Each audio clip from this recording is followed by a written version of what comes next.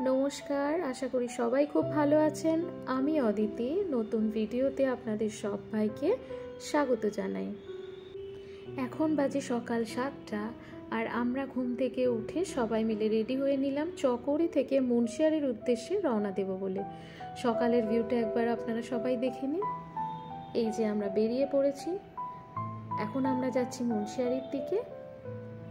আর যাওয়ার পথে এই যে একটি পৌরাণিক জিনিস দেখতে পেলাম, সেটি হচ্ছে পঞ্চচূলা অর্থাৎ পঞ্চচুল্লী।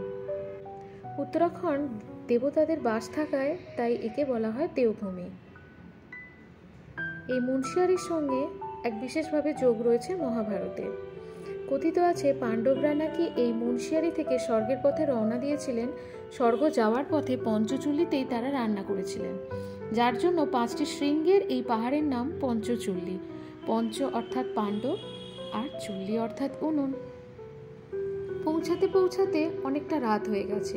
তখন প্রায় রাত 9টা বাজে। আমরা পৌঁছে গেছি মুন্সিয়ারিতে, আর এই ছিল আমাদের হোটেল।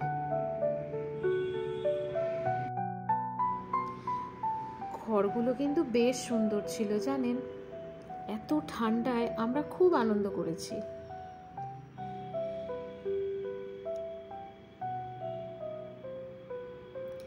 এটা ছিল আমাদের থাকার ঘর, যেখানে আমি আর জেঠিমা আমরা একসাথে ছিলাম।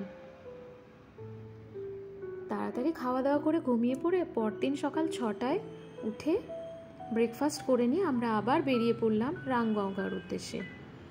এই যে আমরা পৌঁছে গেছি রামগঙ্গা।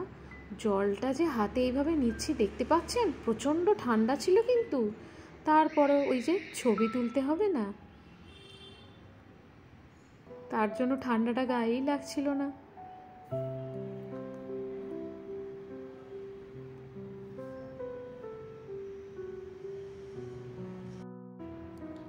প্রাকৃতিক সৌন্দর্য আর পৌরাণিক কাহিনীর খোঁজে যদি আপনি থাকেন, তাহলে উত্তরাখণ্ডের এই মুন্সিয়ারি জায়গা একদম পারফেক্ট। পিথোরাগড় জেলার কুমায়ুন অঞ্চলে অবস্থিত এই মুন্সিয়ারি উত্তরাখণ্ডের এই গ্রামটা থেকে আপনি হিমালয়ের এক অন্যতম রূপ দেখতে পাবেন। রামগঙ্গাকে কি সুন্দর লাগছে না? আর জলটা দেখুন কত সুন্দর। এখান থেকে আমরা কালামণি টপ দেখে পৌঁছে গেলাম বিথি ওয়াটারফলস। 120 মিটার উচ্চতায় এই ওয়াটারফলস পর্যটকদের মধ্যে খুব আকর্ষণীয়। কালামণি টপ যাওয়ার পথে মুন্সিয়ারি প্রায় 35 কিলোমিটার আগে রয়েছে এই বিথি ওয়াটারফলস। দুপুর হয়ে গেছে, এখন প্রায় বাজে 2টোর মতো। আমরা লাঞ্চটাও এখানে সেরে নিলাম। তারপরে এই যে রেলিং দেখতে পাচ্ছেন উপরের দিকে উঠে যাচ্ছে, ওটা দিয়ে আমরা উঠেছিলাম, আমি আর আমার ভাই উঠলাম এই স্কাই ওয়াকটা দেখার জন্য। কিন্তু জানেন, স্কাই ওয়াক দেখতে গিয়ে 2 ভাই বোন অনেক আলাদা হয়ে গিয়েছিলাম। তারপরে ভাই তো আমাকে খুঁজে খুঁজে হয়রান হয়ে গেল। এই হয় আমাদের।